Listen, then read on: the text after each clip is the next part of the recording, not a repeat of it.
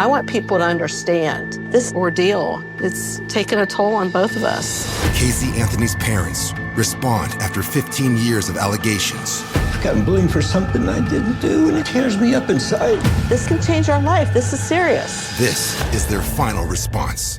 The test is about to begin. Please remain still. Casey Anthony's parents, the lie detector test. Watch now, only on A&E. And watch next day on the A&E app.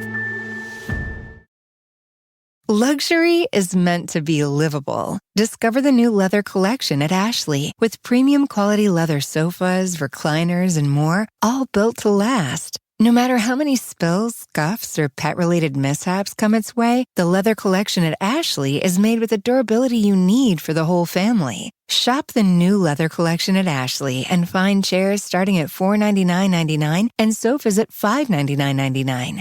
Ashley, for the love of home. To get the Crime Writers on After Show right now, go to patreon.com/partnersincrimemedia.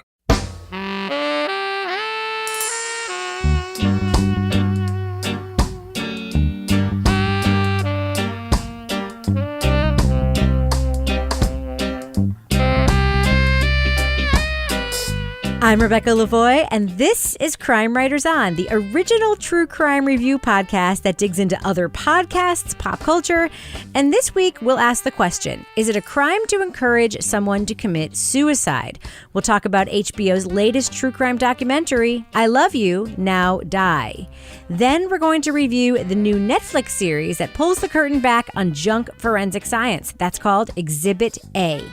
Joining me to get that done and more is my real-life husband and true crime co-author, former TV journalist, who I am proud to say is recording the show pantsless right now, Kevin Flynn. Hello, Kevin. It's hot in here.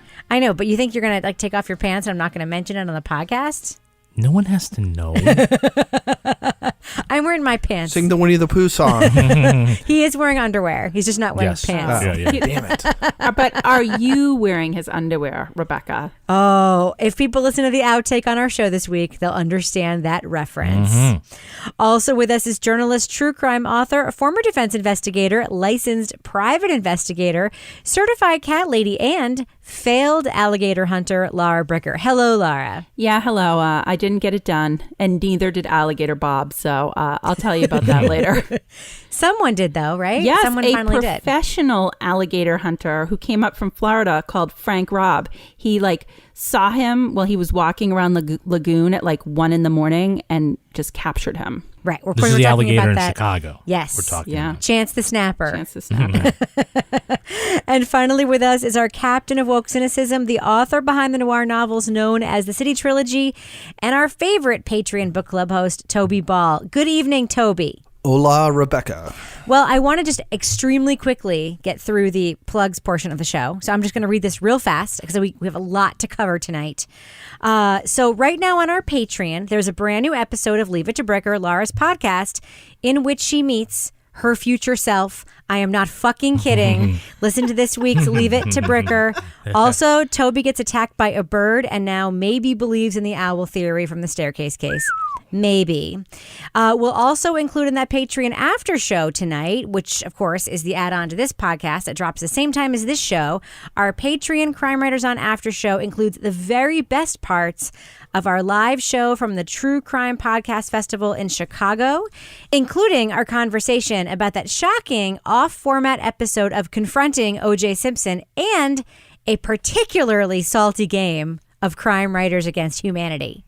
Right? I think we could just get in a bus, go town to town, play that game. I'm just going to say my future self had to leave the room. She did. Which kind of goes with my current self who had never played it before the last time we first played it. Wait a minute, you're not speaking figuratively. I'm talking about my new friend Marilyn, who is me at age 84. We met her in Chicago at the True Crime Podcast Festival.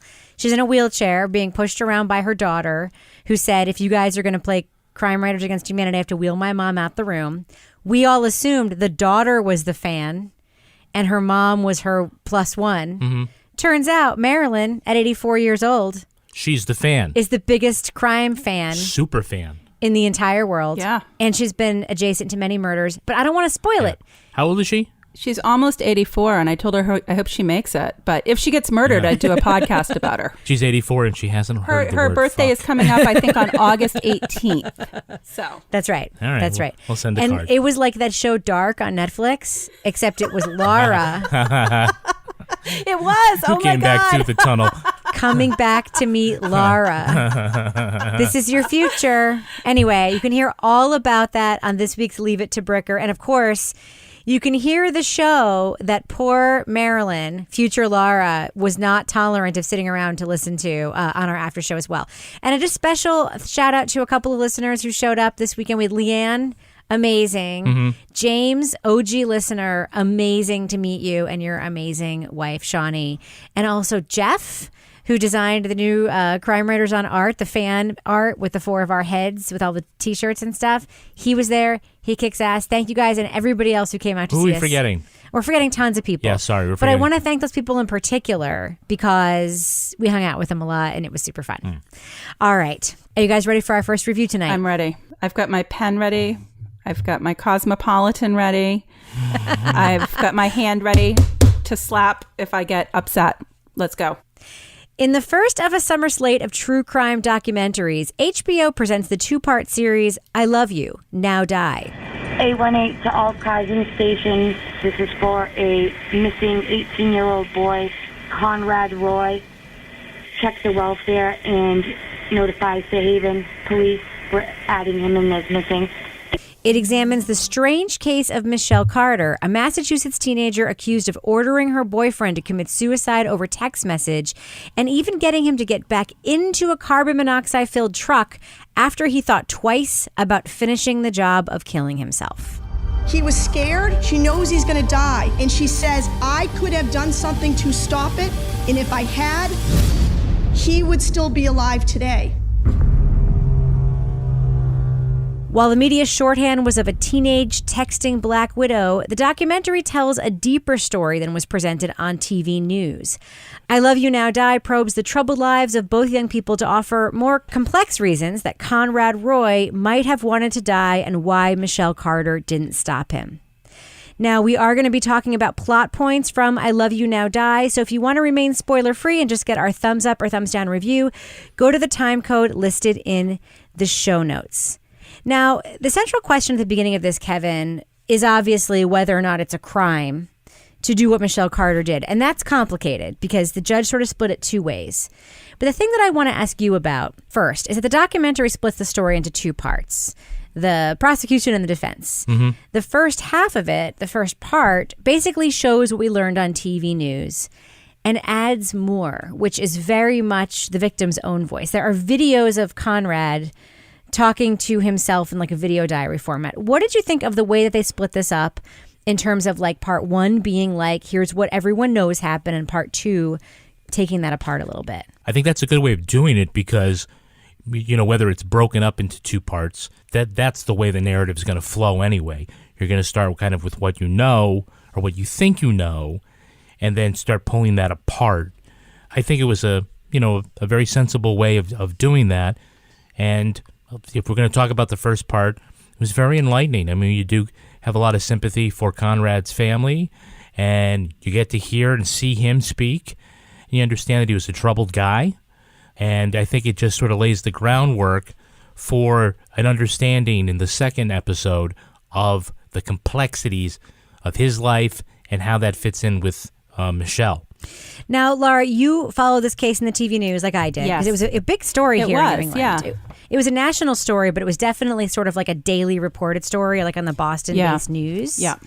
What did you think watching this as a documentary after you'd followed it on local news? Well, I have to say, when I followed it on the local news, I think I had the same initial reaction that a lot of people did, which was just like, this is horrible. What a bitch. I can't believe she did that. What a horrible person.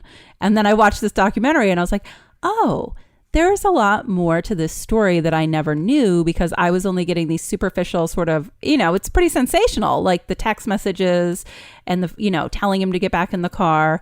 So when I got, obviously a deeper picture of the, both of their mental health issues and also their relationship as told through these text messages, it gave me a little different perspective. What did you think, Toby, about how, some of the people in the documentary, one of the voices we get is that Esquire reporter who covered the case. And in part one, you kind of get a sense that he's going to just basically telling us our version of it that we already know from news, but then he kind of weaves and goes in a different direction. But he helps sort of set up how the portrayal of how society looks at women and girls in the context of a story like this as sort of like bewitching, beguiling, luring, an innocent man into trouble. They kind of got into that early in the documentary, which I found refreshing. What did you think of that part of the storytelling? Yeah, no, I thought that was good. I think it's accurate. And that therapist guy talked about it too, like going back as far as like burning witches and stuff, because there was, she was portrayed in the media. Like I didn't follow it that closely, but you couldn't escape the pictures and the way sort of visually she was portrayed was as sort of a temptress or whatever. And there's that one picture that Nancy Grace, look at the puss on her. Yeah. Nancy Grace is like once again appearing in a true crime thing. She's just, I can't believe how fucking horrible she is. Yeah. Anyway, so I thought that was interesting. I thought it was good. I think it sort of put into context, into cultural context, what was made of the story and how people kind of, the media created these narratives, but they are also like, the narrative was something that people were familiar with and were certainly ready to accept with great enthusiasm, I would say. I want to play a clip that demonstrates that. In part one, they do play some clips of some man on the street interviews that happened sort of in the course of this case. I've never met the girl, but I've seen pictures of her. She just has that look that I remember. But I see that look and it's like, you little snot. How could you do that to a human being? You 90210 piece of crap. Now, Kevin, we are neighbors to the fine state of Massachusetts. Mm-hmm. We know a lot of people who sound exactly like that woman. Can we just get that out of the way? Absolutely. Absolutely. Fuck that Gash. That clam queen. Fuck her. She deserves what she gets. I know. It's not a funny subject, but there are funny moments in the documentary that we are reminded of our fine neighbors to the south. No offense, guys. No offense. And of course, the reporter from Esquire, who, does play a deeper role later, does sort of talk about Michelle's appearance in court, how she appeared thin, blonde, tan, camera ready. It doesn't take long, though, for us to get a slightly different picture of Michelle in particular and of Conrad. But one of the things that we learn about Michelle is that despite being attractive, despite sort of having a good reputation among her teachers and peers, she doesn't seem to have a lot of relationships that go any deeper than that. And her voice is not in this documentary. The only representative of her side we get is her lawyer, which I think kind of undercuts any arguments. That and the expert witness. The expert witness, too. But it does kind of undercut the idea that this is like a Michelle-centric documentary because there's a lot of voices from Conrad's side of the story. Kevin, that sort of portrayal of her in the media, tan, blonde, thin, beautiful, do you think the documentary does an effective job of showing us that there's more to Michelle than what we saw on the TV news? Yes, and more to Connor as well and his family life. I mean, I guess I should not be surprised that these stories are more complex in real life than they are in the news, but it does provide some really good context that is compelling in and of itself. Even if this did not have its deadly ends, the story of their lives and this modern romance and this abusive at times, destructive, needy relationship, codependent relationship that these guys had with one another, it's illuminating. Like even sort of her sort of being thin and attractive, as you learn more, you see pictures of her earlier when she was not nearly as thin, and you realize that her being that thin is the product of sort of her mental health issues. She's an eating disorder. Yeah, she's bulimic. So it's not Like that comes to seem almost like a pathology, Right. Yeah. Rather than as her like being camera ready for her big moment in the sun. And we're led to believe that they actually didn't have any sort of legitimate physical relationship. The idea that she's like a sexual temptress at, age 17 or whatever it is not true. I read her more as being cold, which... Wait, before you saw this or... Before I saw this. Yeah. The way I read her demeanor, her affect in court was like, oh, she's cold-hearted, which plays into the idea... She looks like that because of her affect, which plays into the narrative of she didn't care about this guy and just said, go fucking kill yourself. Right. So basically what you're talking about is your impressions of her while you followed the story in the news. Yeah. And how... That's why that seemed to track with a lot of people. It did. And I have to say, we'll get to that because I think watching this, I had a lot of, this is one of the first times I brought into the studio like my handwritten notes that I took while watching something. I usually sort of able to like very briefly type out my thoughts, but my feelings were so strong when I watched this. I really wanted to capture how I felt at the time when we talked about it because my very strong feelings about both of these characters is that they were both incredibly troubled. And I know that you had a note, Kevin, where you thought this idea of a relationship where you barely see each other, but it's considered a serious relationship. Like, how common is that? Like, that is common. I can tell you that from spying on my own kids' electronic communications. Like, they have what they would consider to be close friends who they've never met and never will meet. And those relationships can be really, really intense. Seems like a guy with a car. Yeah. It wasn't like she lived in California. No, she lived in the next county. The western part of the Well, state. no, She lived in Plainville. I pulled it up on the map. It's it's like not even an hour. Hold on, how did I have a little MapQuest thing going here. Plainville. He lives South Shore. He was in New Bedford. She was in Plainville, which is kind of over on the corner of like Rhode Island and Massachusetts. 54 minutes. But they met in Florida, which is interesting because their families were friends. Yeah. Laura, can I just like run through a couple of quick legal things and just get your impressions about them? One thing was that Michelle was interviewed at her high school without a parent present. Yeah. Is that your phone? Is that the phone you've had? Yeah, it's my phone. It's kind of broken. Oh, it is? Oh, well, like the screen. Is this password protected? Yeah. You know the password? So I felt a little weird about that. I mean, at that point, when you hear the police detectives talk, I don't think they thought at that point it was going to end up. Who would imagine this is what the case would end up as? They had the warrant for the phone, but getting the password, I was like, I felt a little uncomfortable with that. I'll just put it that way. Second legal question I have for you. How do you feel about Michelle's choice to go with a judge and not a jury trial? That was like the best way that they could have gone with that case because, look at us. We saw this case on the news. We reacted very emotionally. I think the jurors would not have been able to take emotion out of the case. So I think, that was the best bet. Go with the judge where the judge is going to, you hope, rely on the law, and you only have to convince one person who's actually got a legal background as opposed to jurors who are going to be like, what the fuck went on here, Now, Toby, the prosecution's theory of the case is basically that Michelle wants friends. And she wants these popular girls in high school to like her. And that she was basically rehearsing Conrad's potential suicide to these girls to kind of gauge what their reactions would be. And that she was especially motivated to get him to kill himself so that she would engender sympathy with this group of girls. Now, we did see these girls like paraded into court during the trial. Olivia Masalgo, please. Would you consider yourself a close friend with her in high school? We're close teammates, I would say. So you were more teammates, not friends? We were friends in the sense that I was there for her when she was going through things, but not every day, like best friends. Would you go on weekends? Would you hang out with her? No. Is it fair to say that she expressed to you that she felt like she had no friends? Yes. And did she send text messages to you about that? Yes. Livy, I have no friends. Okay. Do you recall getting that text message from Michelle Carter? Yes. What did you think of that theory of the prosecution? If it had been a jury trial, I wouldn't have been surprised. But with a judge, it just seems so simplistic. And for something that just had to be complicated, that I couldn't believe that the judge took it that seriously.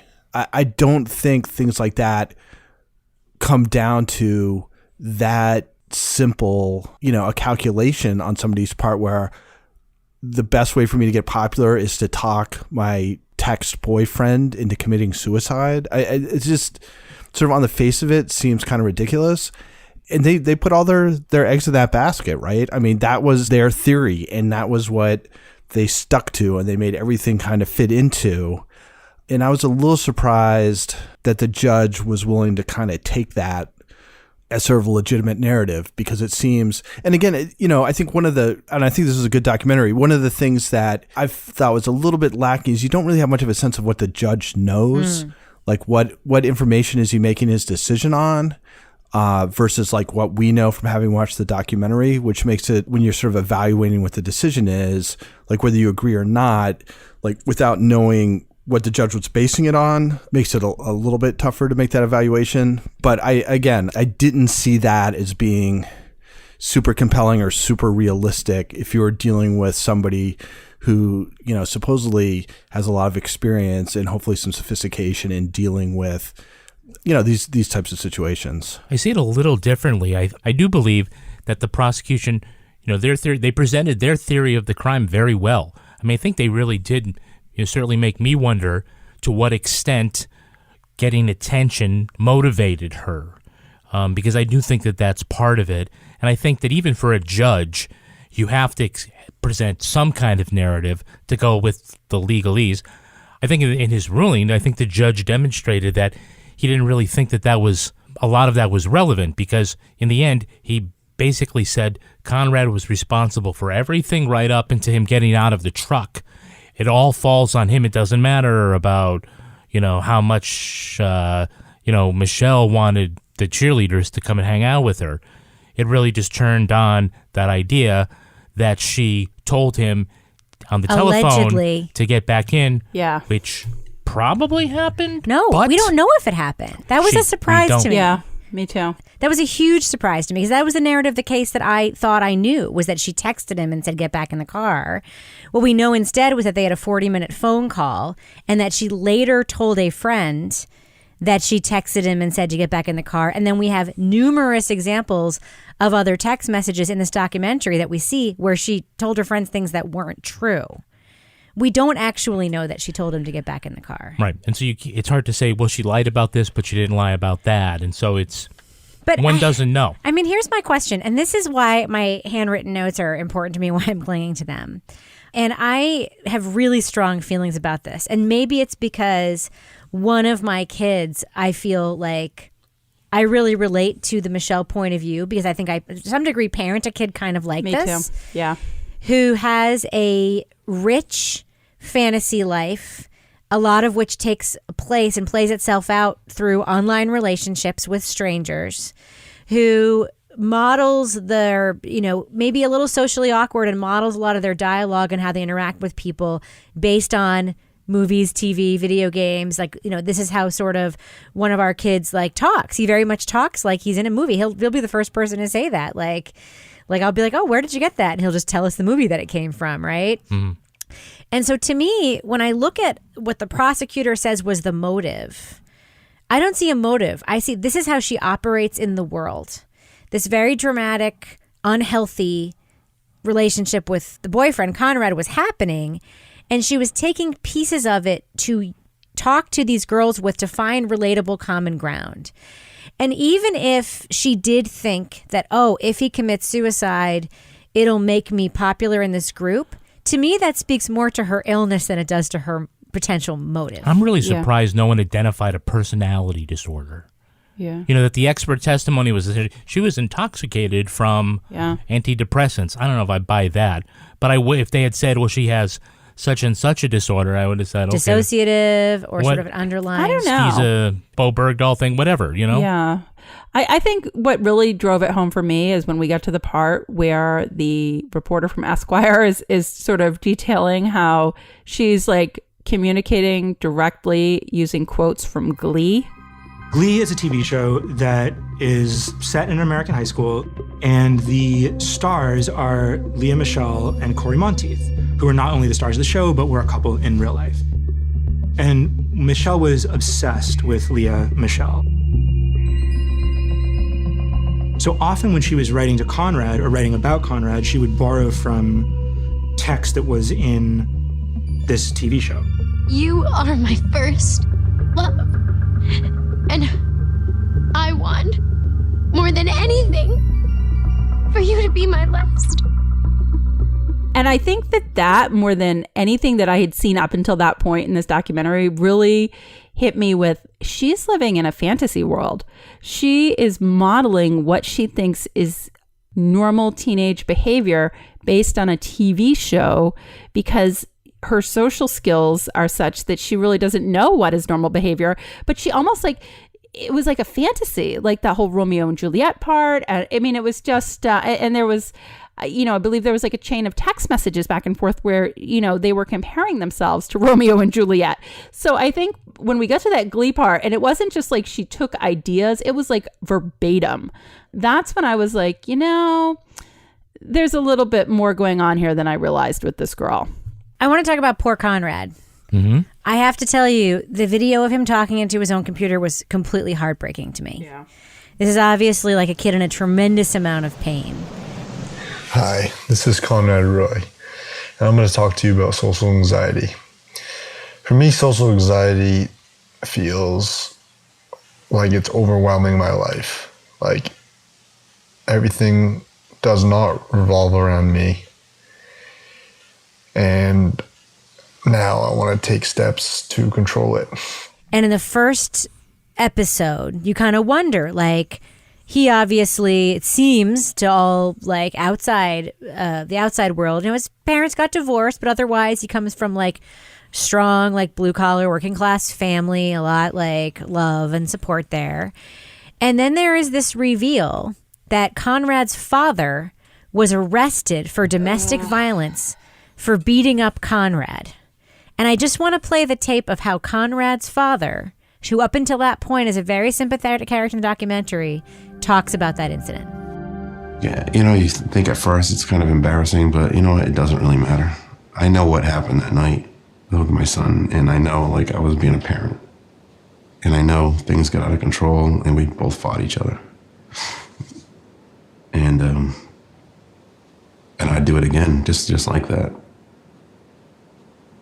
Sometimes like you say, like my father always said, if you ever take a swing at me, you're gonna get it. It's like you're gonna make sure you don't do that ever again. And I just felt like I had to do the same thing. I would do the same thing again, said no good father ever. Didn't you think that guy looked like a JFK doll that got left in the microwave for 30 seconds? Yeah. You know what that was, though? That was like a throwback. I just felt like it was a very outdated sort of approach to parenting. And I was kind of surprised that he admitted it on TV. It was like a Dennis Lehane character. Yeah. That's how I felt watching it. And you have this boy who we see in his first person talking about the pain he's in. And then his mother, who I found to be a tremendously sympathetic character because she obviously left the dad and that was hard, and they don't really get into that in the documentary, but it's right there for you to see. Like, he was abusive. He admits being abusive. We see the photos of his son with the black eye. He doesn't admit being abusive. He admits strong parenting. He was abusive, but we all agree he was abusive. Yes, we agree he's abusive. But then you see this poor boy who previously had suicidal ideation, who had been hospitalized. Not ideation. Suicide attempts and ideation. He'd been hospitalized previously. The reason he was on medication was because he had been suicidal previously. And it really just struck home to me that what we know about this. I mean, there are a lot of stories that we see that it's like, there's what you know and then there's what you haven't heard. This is so much different than what I had heard. And I felt so strongly for both of these children. And all I could think the whole time I was watching this, especially watching Conrad talk into the camera of his computer, is he's a child. They're both children. Like, they are like, he was an abused child. And Michelle, her parents seem fine. We don't get to meet them, which is really troubled. These are troubled children. And that was the thing that really just stuck out to me so much. And the thing that the Esquire reporter said, and this is the thing that I wanted to ask you guys about, because I think it's an admission we don't often hear in things like this, that both families, like the court situation ended up being like two families sitting in court. And Kevin, we've written about stories like this, murder victim and killer, where they're like the two families sitting in court. Both of them are young. Like I think about Darkheart, for example. But what this guy said is that both families, what they both want is an outcome where it's not their fault. They're not talking about justice. They're talking about like, this thing happened and it wasn't because of me. That is very different. I think, again, it goes back to what I said in the beginning. Like when I saw this case on the news and I followed it because it was always on. But, as I'm watching this, and especially when this whole backstory on what Conrad's home life was actually like was revealed, it really put the whole thing again into a whole nother level of context. And wow.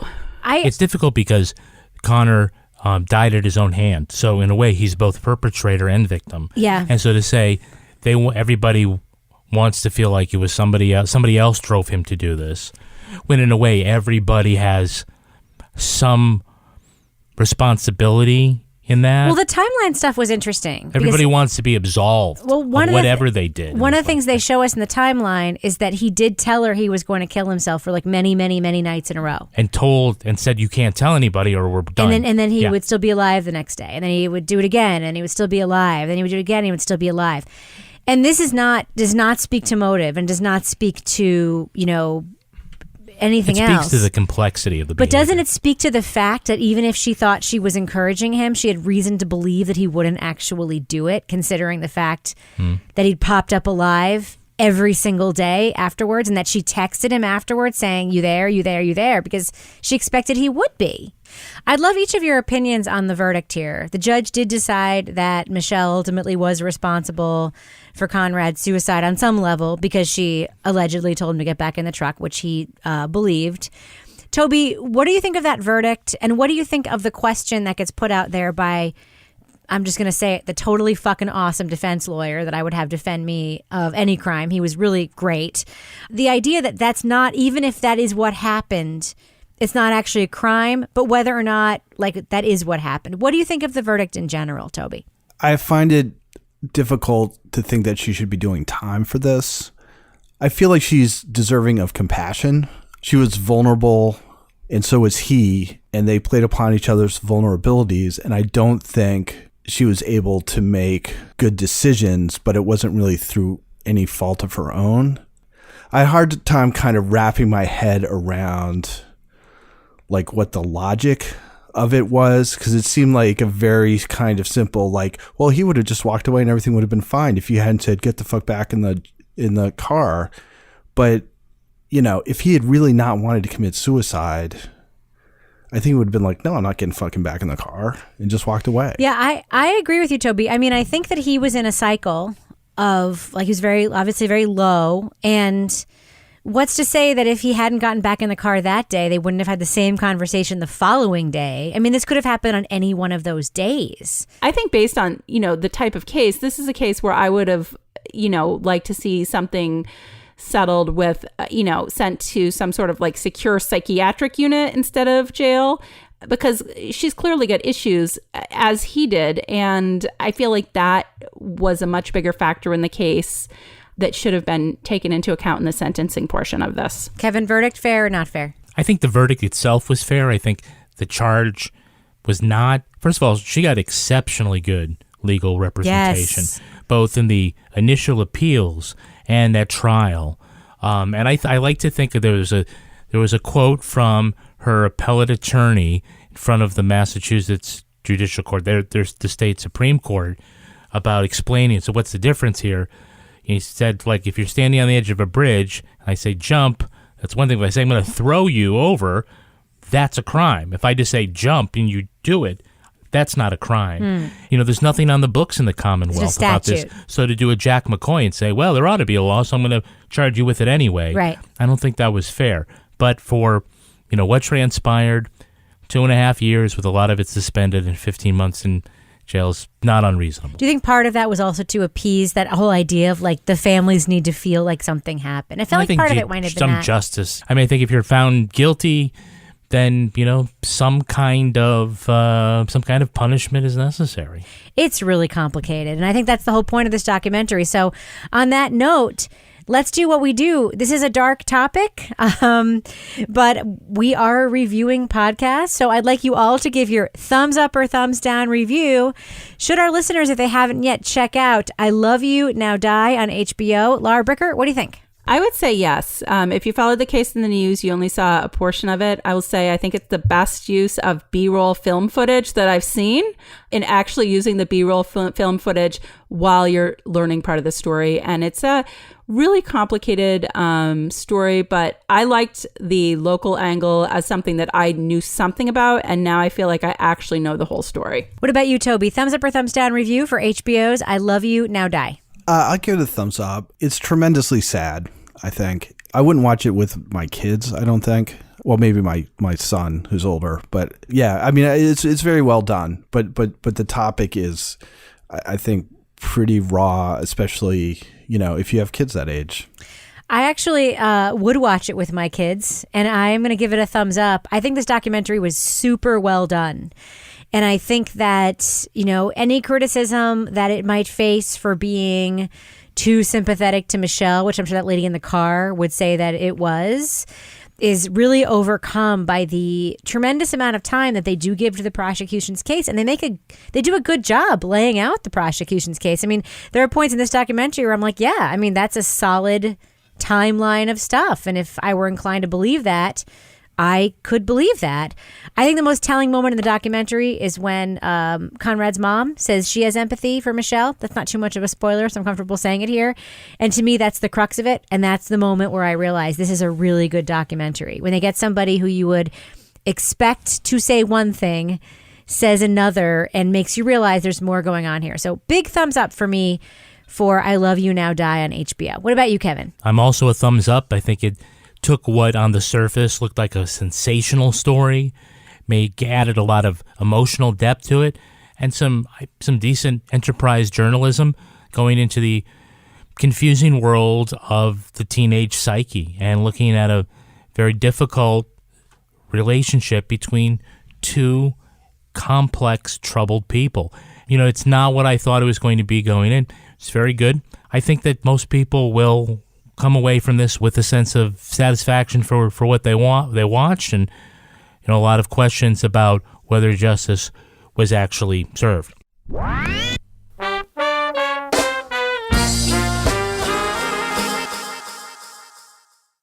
Moving on. Netflix has released a 4-part crime series called Exhibit A. The documentary looks at 4 court cases in which questionable forensic science was used to secure otherwise shaky convictions. The problem with DNA is that if you have a science that is misunderstood, that science becomes like magic. It gets the power of magic. And that's what makes it very, very dangerous. Exhibit A goes at the public's blind trust in science, giving real-life examples of how it can be misused or misinterpreted. The docuseries also shows the human consequences, introducing us to the wrongfully accused and their families. 2 notes. Our review of Exhibit A was taped live in front of an audience at the True Crime Podcast Festival in Chicago this weekend. And the audio, yes, is good. Otherwise, I would not be putting it in this podcast. But to hear more of that live show, if you want, check out our Patreon after show this week. We get into a true crime podcast update and, of course, Crime Writers Against Humanity. It's really fun, but you're going to hear the review part now. Second, spoiler alert, we are going to be talking about plot points from Exhibit A. So if you want to remain spoiler-free, go to the time code listed in our show notes.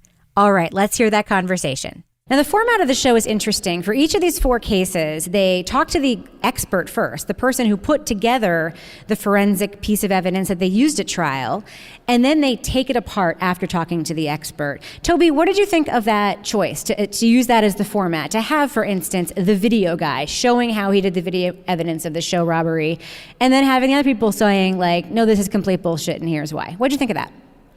It's the kind of thing that I think I would normally have problems with, except that these guys are passing themselves off as experts. So I think the idea that if you're charging for this and you're willing to go up during a trial where somebody's fate is like in some ways in your hands and spout this kind of stuff off, I think it's completely legitimate to sort of interrogate that, like how is this real, right? So I don't really have a problem with that, partly because I think these guys are completely, not all of them, obviously, but the people they talk to, I mean, they're full of it. They should know that they're full of it. And the things that they're doing have real life consequences for people. And it's nice, like for the one guy, like it was like, oh, it started off as a hobby. And then, I just keep doing it. It's like, this is not the best, podcasting can be a hobby, like putting people into jail because you have some weird ideas about the way forensics works. That's not really a hobby. That's, should be illegal probably. So it's the kind of thing I would normally feel a little bit weird that you're kind of setting somebody up and they're like, oh, this is what I do. And then you just like totally trash them. But in this case, I think what they're doing is so sort of on the face of it bad that that's fine. What about you, Kevin? What did you think of the way that they put this together? Like using that expert first to sort of, I mean, I think that if you went into this not knowing what it was going to be, you might think, oh, we're going to learn how video surveillance is used to solve crimes. How did you think about how this series dealt with that? I think it's good because a lot of people who will watch it, like the clip said, have an almost blind faith in forensic science. And when someone gets on the stand and says, well, the blood spatter is this, or, the science shows the DNA is such and such, we're like, yeah, okay, we buy that 100%.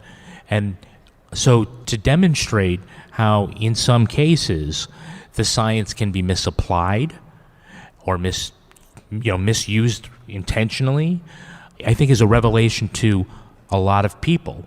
I mean, I think when we started talking about it in different things, that we interviewed at one point a writer who wrote, I think for Playboy, wrote about DNA mixtures. Yeah. And then when you get into In the Dark season 2, there's a lot about ripping apart pattern forensics. So to have examples here of showing how it can be misused, I think is going to be, I think certain audience members have to buy into that. So to confirm, given the confirmation bias first, here's all the experts and they talk about cadaver dogs, and you're like, yeah, cadaver dogs are really great. And so now you got the setup, then you get to see them pull it apart. Right. And then, as opposed to starting off where you're like, give it to them first, and then, so I think it's a good way of setting that up. Now, Laura, you said you didn't love the sort of format and presentation of this series. Talk about that. Yeah, so for me, I think this series just felt very disjointed as I was watching it, because we had the introduction, and then you had these like random interviews with the people that were involved, but the interviews themselves, to me, it was like you had these weird B-roll film moments with each person that came. So you'd have like the person who's like sitting on the car in the parking lot, or like, here's this person feeding their cats for 5 minutes. And we're like, who is this person and how are they connected to this story? So I felt like the concept, I liked the concept of this show, but the execution for me, I was like, what? Until episode 4, episodes 1 through 3 just like ended. And I'm like, so what happened in the case they were talking about? Did the person get an appeal? Is the person trying to get an appeal? Are they still in jail? So I think I felt like I needed a little bit more of a roadmap as I was watching, and some of the sort of random things that they included, I was like, that's interesting. Well, in the video forensics episode, which is the first one we watched, I believe that's episode 1, right, Kevin? We meet George Powell. He is a Texas man convicted of a robbery who raps about police corruption. My whole life I've been living for this moment. Everything I've been through, the reason I was chosen. A revolutionary spokesman sent to bring hope into a world that man turned hopeless. I thank God for everything that they taken. That's when it became a revolution in the making. So Powell was convicted of a holdup after a, quote, forensics expert took this piece of surveillance video and said it was definitely him, even though the video pretty clearly shows a guy who's 5'7" and Powell is actually 6'3". Toby, what did you think of how they talked about the unreliability of video in this show? Because I think typically what we often hear is like, the only way that I'll know what happened is if there's video. So the way they start this, for people who haven't seen it, is they're talking about how, you look at video and you think it's reality, and they show somebody shooting a gun, and then depending on how many frames per second it's shot on, it looks like he shot it once. And if it's more frames per second, it looks like he shot it 3 times. If it's more frames per second, it looks like he shot it 6 times. So, which I thought was like really interesting. And I was wondering like, where is this going to go? This sounds like pretty cool. But then when they actually get to what the case is about, it's not about that at all. As a matter of fact, it's very little to do with video. It's basically they have a video of this guy and he's walking out a door, and this guy who pretends that he's a video analyst thinks he can do a model and show how tall this guy is based on different marks on the door, and comes up with this completely ridiculous, estimation. He says he's over 6'2" or something. Oh, he says he's over 6'1" 1/8 inch. Yes. So it's like trying to make it super specific, so it sounds like it's scientific, but it's not. And when they actually talk to somebody who does know what they're doing, they're like, no, like this guy's standing straight up. He's like 5'7" or 5'8". And this is something that happens in a lot of things, is where they kind of tease something that seems like it's going to be super interesting, but then the actual story they have is like considerably less interesting, although it's sort of on the same theme. And that was kind of what I felt like, especially with this first one. The other ones weren't quite as bad. Right. Now, Laura, we did have another true crime trope in the video surveillance episode. We have a pen pal romance. Yes. This is something that is fascinating to me, and I would never judge the way a couple falls in love and gets together. However, there does seem to be like a lot of women, especially, who love writing to inmates and then falling in love with them. Yeah. What's up with that? I don't know. And in this case, she also wants to be a lawyer. Good for her. I'm like, what? So they're going to get married. She's going to help exonerate him. They're going to live happily ever after. It's just, we've seen this in other things. Obviously we watched the Ted Bundy thing recently, where he had the woman, they married, and the guard turned the blind eye so they could procreate. So they had a little child and all that. But in this case, it was, I'm like, another prison pen pal, and now they're getting married, and now she's going to help him get out of jail, and she doesn't mind that they don't ever. It just, Well, there could be some prison pen pals in the room. I'm sorry. Don't judge. I'm not judged. I just feel like it's like in every show we watch. I'm like, oh my God, here we have another prison pen pal. But good for her. Do I have any prison pen pals in the audience? No, it's okay. It's okay. You can raise your hand if you are. I used to have a prison pen pal from P.O. Box 14, Concord, New Hampshire. I have the letters in my barn at my house, so I can't say anything. I wasn't romantically involved, but I did keep the letters. I am getting a series of phone calls on our podcast hotline from a penitentiary in Washington State that I have not picked up. Remember the guy called like 6 times the other day? His name is Victor. You had a call from Victor. We haven't been writing back and forth, though. All right, well, Kevin, not everybody is pleased with the way law enforcement is using science. And in the show, we see a panel of scientists convene to talk about misuse of science. Are those scientists there to protect the integrity of the criminal justice system, or are they there to protect scientific method and science? I think both, but I think primarily science. Which is not to say that the people who have been mistreated or who have suffered the abuses used by the science aren't important. But they're scientists. That's their bailiwick, and they, it should be empirical evidence, and that's what they're trying to save. So it gives them a credibility that, perhaps defense attorneys or advocates don't have. They're saying no. There ought to be, standards that meet this. There ought to be at least X amount of bits of what was in the blood spatter. The drops of blood to indicate a spatter pattern. They put a woman away for, she apparently shot her husband in bed. There's blood everywhere, and she had a speck on her nightgown. Found like 20 years later or something? Yeah. And the other stuff that they thought was blood spatter was not. Yeah. It was dirt like or something. Bacon grease or something? Yeah. So it's like, and she gets convicted anyway. So they're like, okay, we really have to. So I think they're there to help science, but that benefits the criminal justice system. And I'm just going to say that's why Kathleen Zellner bought the real blood. Why is that? Because you can't replicate the blood. You need the real blood. I'm like, Kathleen Zellner, she knows what's going on. She does. She knows her blood. I'm going to have to find her. Sorry. Carry on. Now, Toby, you wrote me a note. You said the blood spatter episode was okay, I guess. But you said you don't think that's necessarily the most compelling issue with blood spatter evidence. What do you mean?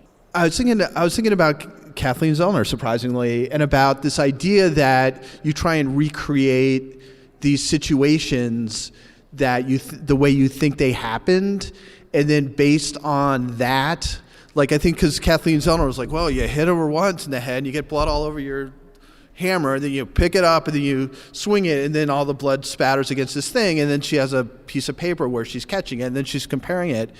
It just seems like you're making a bunch of assumptions and then trying to get a very, very specific match out of it, and I don't know exactly how that works. That seems, and I think there's a general, I read an article about this a while ago, that just this general idea of like pattern evidence, which is there's like a lot of things that fall under that sort of rubric, but blood spatter, and I think bite marks, which again is one of those things. Fingerprints. Ballistics. Is when you got an expert up there talking about it, and I think it was in the Bundy documentary. You watch him and you're like, wow, this is pretty compelling. But then when you talk to an expert who's skeptical about this stuff, and it's just it's completely BS. The way that they have to get it is gonna alter the mark to begin with. So you really can't base anything on it. The one thing I liked about this show is that it is bringing up these issues. What I didn't like is I didn't think they were bringing them up in like if you're just starting the show and you could pick up any case you wanted to or whatever. I don't think they picked like super interesting cases to sort of illustrate what I thought were important and interesting points. Well, yeah, contrast that with the way In the Dark season 2 did ballistics evidence, yeah, which was a long time ago because that was like an early episode of the second season with Curtis Flowers, and they basically talked to a bunch of experts who said, we've learned about evidence and juries have learned about evidence from watching CSI. So like everyone thinks that there's a thing called like backspatter because we've seen it on CSI a million times. But like, again, you have no idea what actually caused that pattern. That's just a thing that some experts said that stuck. And what Madeline Barron did was they sort of went deep into the demarcations like on the bullet or the bullet casing, and basically showed that there's no standard for how many things have to match for them to say this is a match. And she literally has one of the foremost experts in the country on tape saying, yeah, it's just my opinion that it matched, and that's how a conviction happened. In the Cadaver Dog episode, we meet a character named Benika. Now, she's the mother of a little girl who vanished after a carjacking. She gave her thoughts as to why the cops didn't suspect her of committing a crime and why they focused solely on her husband. And here she is talking about her own persona. Because he had a past, that, some things he had did when he was younger, a record. It made it much easier to paint him as a bad guy that would do bad things. I don't have that checkered past. I'm a veteran. I'm a homeowner. I volunteer. I'm a Girl Scout. God damn it. You can't go to court and paint me as a bad, bad person that does bad, bad things. I bake. I love that. Laura, you bake. I do bake, yes. I baked some muffins for my family before I left for this festival. Well, you're definitely not a killer then. I'm curious, Laura, what did you think about this case? This was the Cadaver Dogs episode. Yeah, I thought this was really interesting because I think that one of the things they did really effectively in this episode in talking to the guy that was training the cadaver dogs is, he really stressed this is how we train the dogs. And they showed very, it was very transparent when they went and showed we're training the dogs. They're dogs. They're not a piece of equipment. They are a tool to point you to some evidence. They are not saying conclusively this is evidence. So they're something you can use to help you, but this is not something to be relied on, to the level of we're going to take this as gospel. So I thought they did that really well in this episode. I thought it was really... Just a side note, the guy that was training the dogs who was talking about what dead bodies smelled like, and he's like, oh, it's not that bad. It's just kind of a sweet smell. I'm like... literally the opposite of what everyone who ever smelled a dead body Pretty says. much no, I won't even say what my husband said. It's not, that's not what he said it smells like. So I was like, okay, dog guy, good for you. So I thought that this episode is where this series, I felt like, for me, I was like, this was a little bit more interesting than the earlier episodes, because you could really see, the limitations of this particular investigative tool from the people that were using them, being very, forthcoming and open about, how this could help you, but also this isn't always like they may be hitting on something completely unrelated. Like, what was it? Like, oh, they're hitting on like the 8-year-old leg or something. What was it they had buried out there for like 8 years or something in their little training ground? Was it a leg? Yeah. Yeah, it was a leg. Yeah. Sorry, we just had a leg in something else too. So that same guy was brought his dogs to Portugal to look for Madeleine McCann. Oh, really? And also had interesting. was hitting around this apartment, but nothing ever really came of it. That's but right. he A looked like shitstorm came of it, though. That's what came of it. They said, she's dead. Right. Based on this. Right. And this guy's dog is finding dead bodies everywhere, apparently. Yeah, Well, and they showed the exact same training videos in that documentary too. That was when these guys were on vacation. It was just kind of there was. I'm looking at my note here. There was something, because there's somebody who had a gangrene leg in their garage for 8 years, right? Yeah. Yes. Yeah. Yes. Who does that? The same people Who has the gangrene have leg pen in their pal garage? romances. That Laura. happens all the 8 time. years? Like he had it in the garage with the sports equipment? What? Old tennis rackets. Here's a baseball bat. Here's a gangrene leg. Those snowshoes that look like tennis rackets. Like what? And then a gangrene leg. And the wife was like, oh yeah, he's just got that in the garage. Where do you want him to put it? No, Kevin, this reminds me of a couple of podcasts that we've talked about a lot on our show. We talked about Someone Knows Something, which also had like a famous episode with cadaver dogs. Missing Maura Murray, there's a lot in that case sort of around cadaver dogs.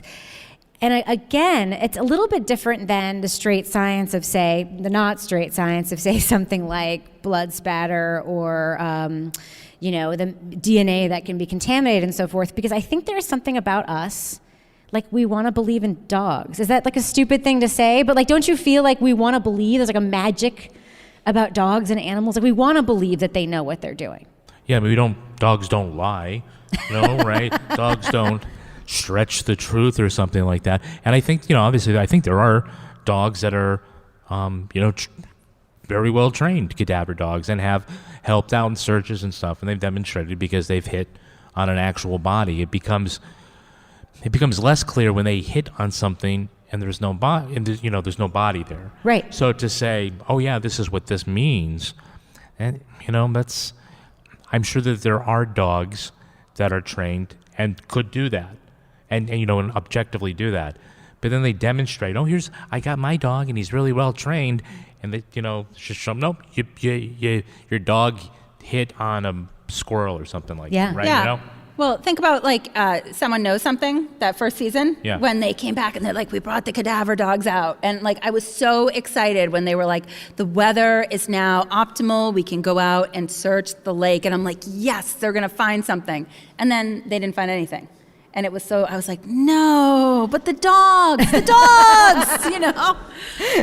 No one knows anything in season 1 of Someone Knows Something. But, Laura Bricker. Oh, man. We know that. The dog said something was in the lake. God love our friend Timmy David was Ridgen. down the well. I mean, Lassie never lied. Now, we do only see one reversal in this series. A Brooklyn man is convicted of a hate crime based on touch DNA. And it raises the question, like, are we left doubting DNA evidence or just certain kinds of DNA evidence? Kevin, what do you think? I think just certain kinds. I mean, DNA is good, but there are technicians that will say this is a match using fewer and fewer markers. Right. And then they get into this idea about what happens when you intermix you have mixtures of DNA, because right now, I mean, they swab this. I could murder Toby right here, and then there's going to be all these other podcasters' DNA mixed in too. Right. There was a good. It was the This Canadian is like the true crime making people. of a new podcast. Yeah. Right here. Yeah, there was a great example that one of the technicians gave about, what can you do with a mixture? And he used the example of listening to two songs at the same time. One person may be 90% of the total DNA. The other person could be 10%. Imagine that one song is playing 9 times the volume of the other. The loud song becomes very easy, but the minor song becomes much more difficult. Sometimes mixtures are 3 people. What happens with 4?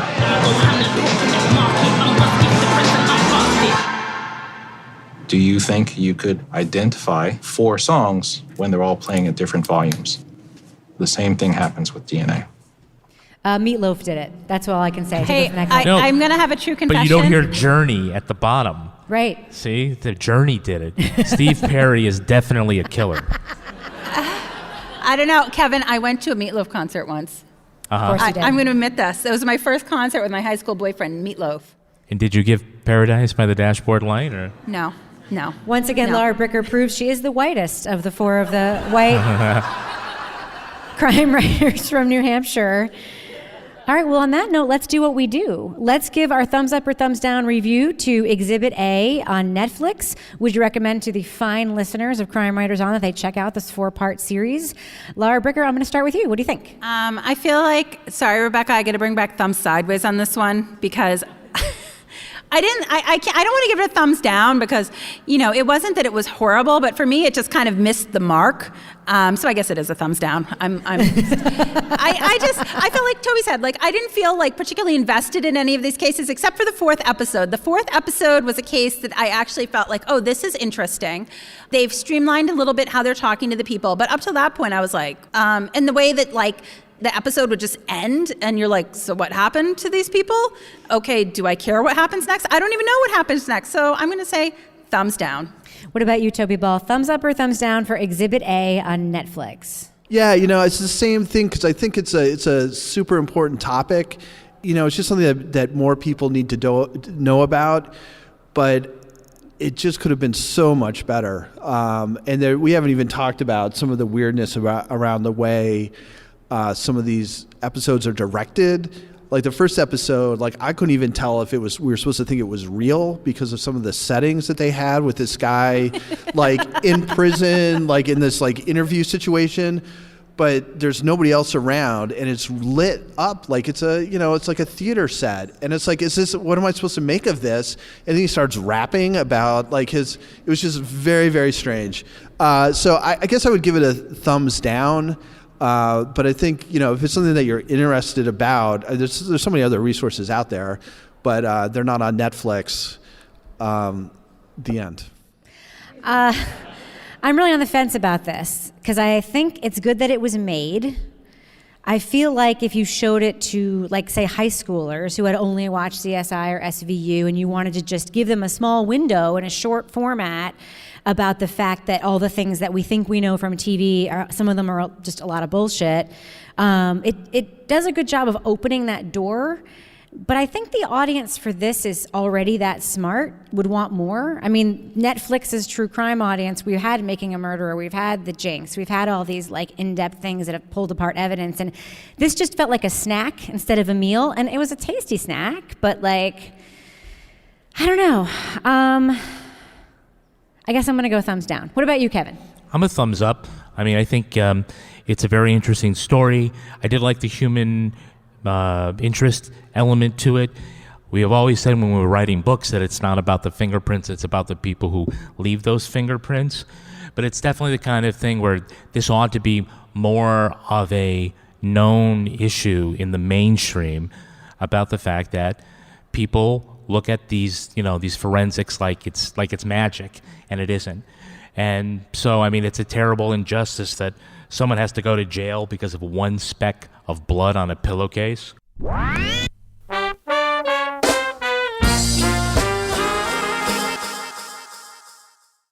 Now it's time for my favorite part of the podcast, a little something I like to call the crime of the week. They say it takes one to know one. That was surely the case when Barry Lee Hastings Jr. of Plant City, Florida, pulled over a driver for speeding on Interstate 4. Two problems. First, although he was driving a Crown Vic with flashing lights, Hastings was not actually a cop. Second, the guy he pulled over was, in fact, a cop. The off-duty officer demanded to see Hastings' identification, which he said he left at the station. The real cop wasn't buying that either. After speeding off, uniformed patrolmen caught up with the phony lawman. They say Hastings' car was equipped with a CB radio and flashing lights, but there were no handcuffs, weapons, or other items indicating nefarious motives. Panel, at the True Crime Podcast Festival, we had you answer this question with cards from Cards Against Humanity, and you can hear those answers right now on our Patreon after show. But this time you're on your own. So here's my question for you guys. What would this defendant say drove him to commit this crime? Laura Bricker, I'm going to start with you. He was providing a police escort to Frank Robb of Florida, who was the actual alligator hunter that caught Chance the Snapper in Chicago. And he needed to get there fast because Alligator Bob was not getting the job done. What about you, Toby? What do you think the defendant would say actually drove him to commit this crime? Because being a fake proctologist didn't work out so well. Oh. Wow. What about you, Kevin? What actually drove this defendant to commit this crime? Sorry, I'm going back to my Cards Against Humanity card. Bitches who be texting. I have one. Yeah. He was cosplaying for the Village People. All right. It's probably time to wrap up our show. But before we do, Laura Bricker, do we have a cat of the week this week? Just for you, Rebecca, we have a dog of the week this week. Yes. I love it when we have a dog. Yeah. So this is Kathy Jordan Saff. I met her at the True Crime Podcast Festival in Chicago. She said she's not like a social media person. How can I get you the information? She emailed us, and I'm going to tell you all about her dog, Rosie. She sent a nice picture. She showed me the picture there as well. Rosie is an 8-year-old pit lab mix, and she just beat cancer. Nice. So that was awesome. And she's wearing her purple Sergey Snuggly shirt, which she wore. I'm not really sure. She did tell me the purpose of it, but I still don't quite understand. Comfort. She's a total sweetheart. She lets their 2 sons pester, cuddle without complaint.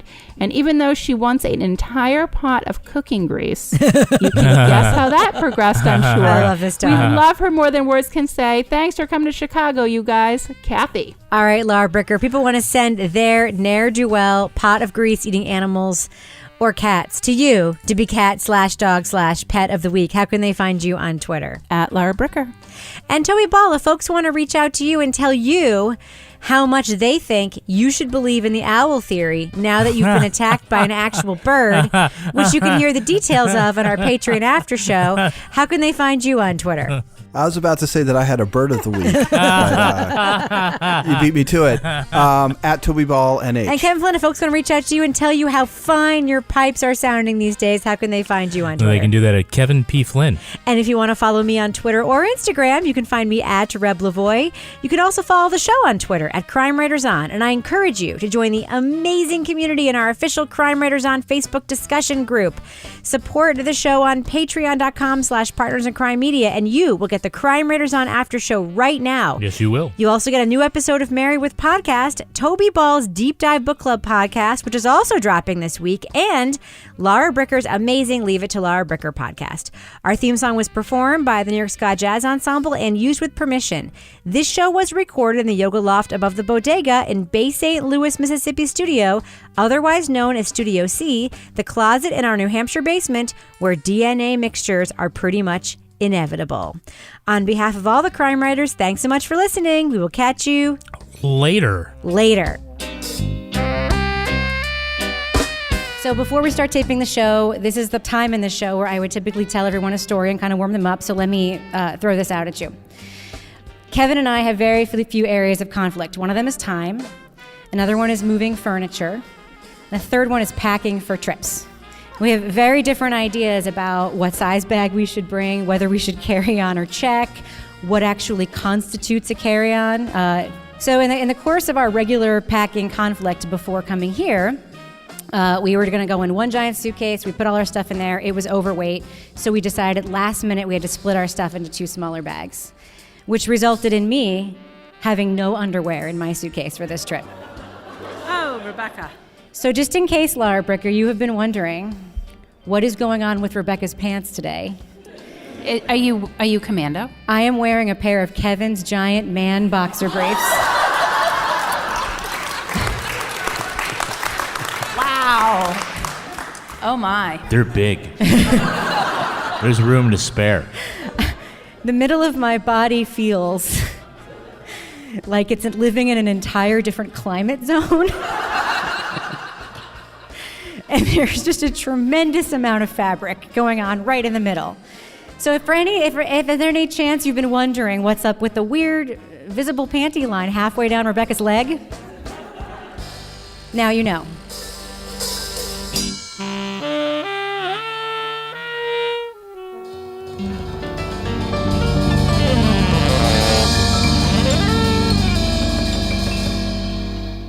Partners in Crime Media.